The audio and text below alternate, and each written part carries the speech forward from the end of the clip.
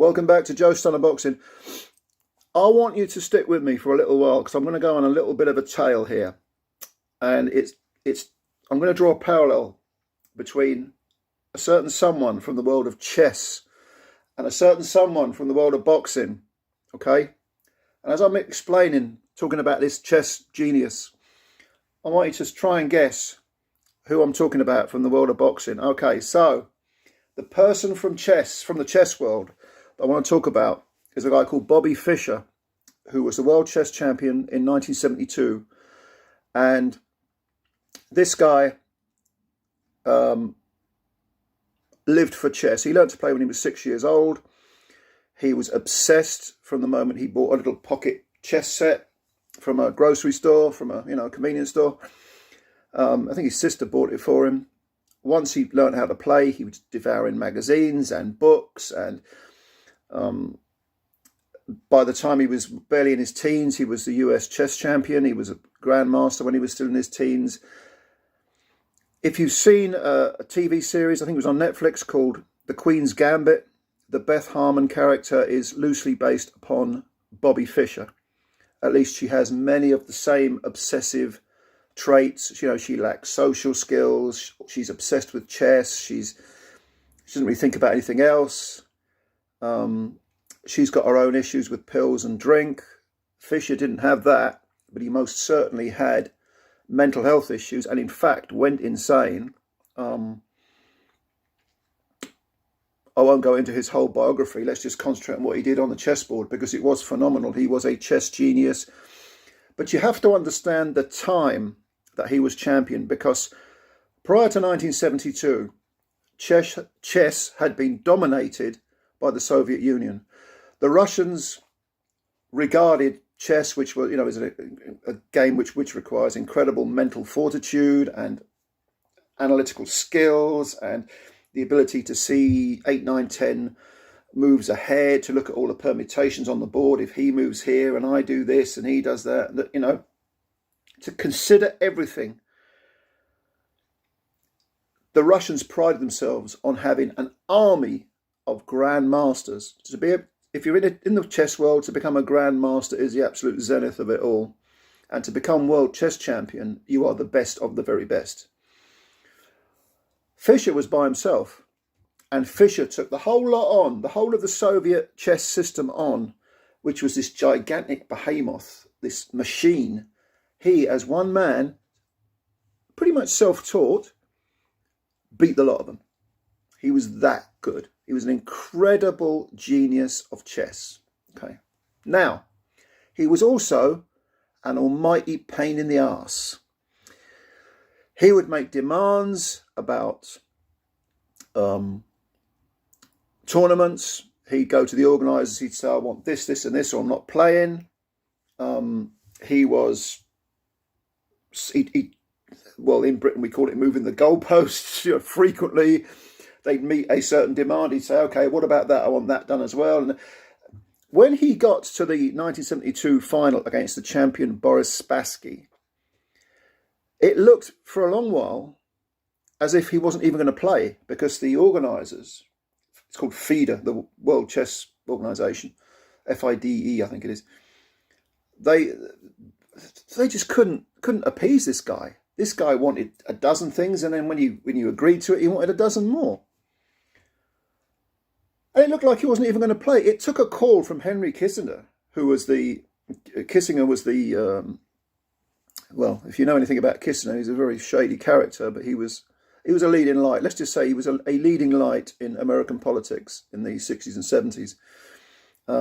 That's a video for another time, believe me. He's quite a historical figure, shall we say.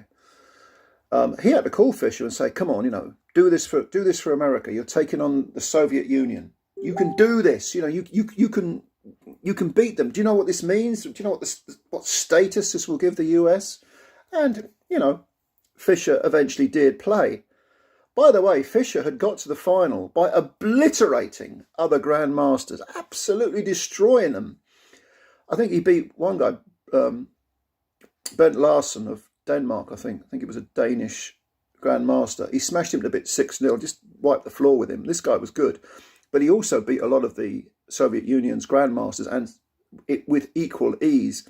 I think he lost one game, just one not match, one little game, like losing a game in a set in tennis. So let's say the guy got to the final of Wimbledon, not just by not losing a set, but by dropping maybe one or two games in the whole of the run to the final. He was unstoppable. And eventually he did agree to play Boris Spassky in the final. Now, Spassky took a lead because Fischer made this unbelievable mistake in the first game. And then he didn't even bother turning up for the second game, so Spassky won by default. And everyone says, oh, well, you know, Fischer's cracked mentally. But then Fischer did turn up, and he went on a run, and he became champion. Even when it looked like he was... It was almost like he had to be, you know, he had to be facing the greatest challenge in order to pick it up, in order to achieve what we all knew he could, or what everybody in chess knew he could achieve. He wasn't content with just winning. He wanted to have everything his way. He wanted to have everything against him. And he wanted to even gave up one of the games in the final. Didn't even bother turning up. And yet he still won. Now, having won, the world was his oyster. People were saying he's the greatest ever chess player. Okay? He never played professional chess ever again. He was on one or two TV shows. I think he was on the Bob Hope show. He was interviewed by a very famous American interviewer from that era whose name I can't remember. But there's very, very interesting stuff on YouTube about this guy. But he never played professional chess again, at least not until he was virtually retired, about 20 years later. He had a rematch with Spassky, which was actually against international law because it's a long story. I won't go into it too much, but the war in Yugoslavia was going on, and Fischer was forbidden for taking the money that was put up by the Yugoslav tournament organizer. He nevertheless told him where to go. He played the match against Spassky, which was really between two retirees. And he won, and he collected his money, and he basically had to give up his US citizenship. And he ended up in Iceland as an emigre for the final few years of his life. And he went mad. He went mad. Like a lot of chess grandmasters, he just went mad. Fascinating character to read about. But having achieved, in 1972, having achieved that status, finally got to the top of Everest, he never played again. And in fact, he was due to play as the champion. He didn't have to qualify for the final, because if you're the champion, the others have to sort it out, and then the winner of them comes and faces you. He was meant to play a young Russian grandmaster called Anatoly Karpov. And he didn't play, and Karpov won by default. And then Garry Kasparov came along and beat Karpov, and Kasparov dominated the game for 20 years. But why am I talking about all this? Why have I spent the last 8.5 minutes talking about this? Can you guess which fighter I'm thinking of in comparison to Bobby Fischer, a guy who has such immense talent but wants everything his own way, gaslights everyone else, says he'll do this and then does that, says he won't do this and then does it? Tyson Fury. It's Tyson Fury going over to beat Vladimir Klitschko. Fantastic achievement. And then putting on 8 stone in weight, or whatever it was, 10 stone in weight. It's Tyson Fury, retiring, coming back, claiming to be the linear champion, even though he gave up his belts, even though he retired, saying money doesn't mean anything to him, and then refusing to fight unless the right amount of money's on the table. I'm a man of the people. That's why I charged a record amount of pay-per-view fees for a complete mismatch, an embarrassing defence against Derek Chisora, who is a battered old warhorse, probably ready to be put out to pasture. I've got a lot of respect for Derek, don't get me wrong. True fighting man. But 27 quid to watch that? I thought you were a man of the people. I thought you didn't care about money. Apparently you do. Now we have Fury talking about the Alexander Usyk match for all the marbles. I'm the real champion. Really? I thought you'd retired. You've retired enough times. What do you mean he's got your belts? They're not your belts. You gave them up. What did you expect? What, are we saying that if Lennox Lewis came out of retirement, he would be the true champion? Is that what we're saying? Because that's what you are saying. If you're saying that you are the champion regardless of belts, I mean, no. Look, there is one fight in heavyweight boxing that means everything. And that is Alexander Usyk against Tyson Fury. Or if you prefer, if your ego's that brittle, Tyson Fury versus Alexander Usyk. I'll settle for either. Okay, we need that fight. And when you look at the fact that Usyk has never ducked anyone, has fought, am I right in saying he's never fought in Ukraine? I think he must have done, surely. But he's won all his belts, the undisputed Cruiserweight Championship and the unified, the 3 belts that he's got, or 4 or 5 if you want to include the Ring Magazine. I mean, I don't know what the hell he's got.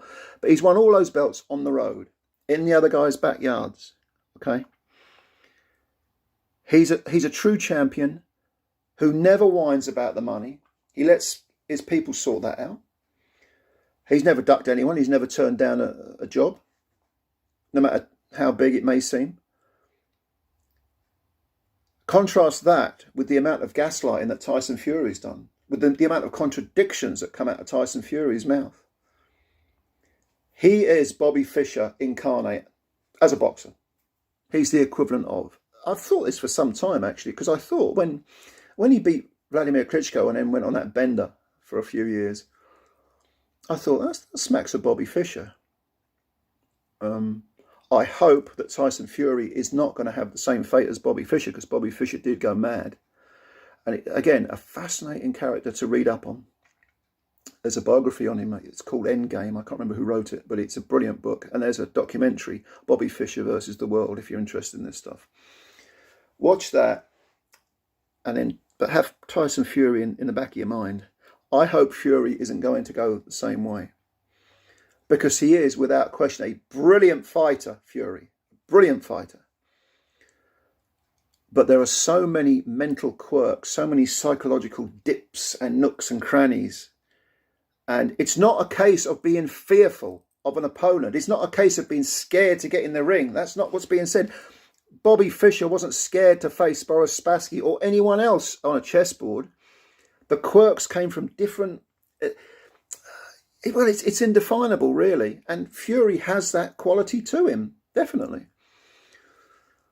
So anyway, I hope that we do see Usyk versus Fury, because it means the most. And both guys' legacies will suffer if they don't face each other. Fury certainly will. I don't hold with the idea that he's a lineal champion at all. Never have done. The last lineal champion was Lennox Lewis. Vladimir Klitschko was not a lineal champion because Vitaly held the WBC belt and they never unified. If you believe Fury is some sort of lineal champion, you have to concede that Sefer Safiri and Tom Schwartz and Pianetta were all defences of that belt. Do you really think, I mean, as bad as the Derek Chisora third fight last year was, as a voluntary defence, what, Sefer Safiri was a challenger for the world heavyweight title, was he, for the linear title? Do me a favour, as Frank Warren would say. Right. Anyway, Bobby Fischer is Tyson Fury, or is Tyson Fury Bobby Fischer? Chess versus boxing, boxing versus chess. Leave your comments below. I'll be interested to read them. And yeah, subscribe, like the video. You know the drill. Usyk versus Fury. Let's get it on.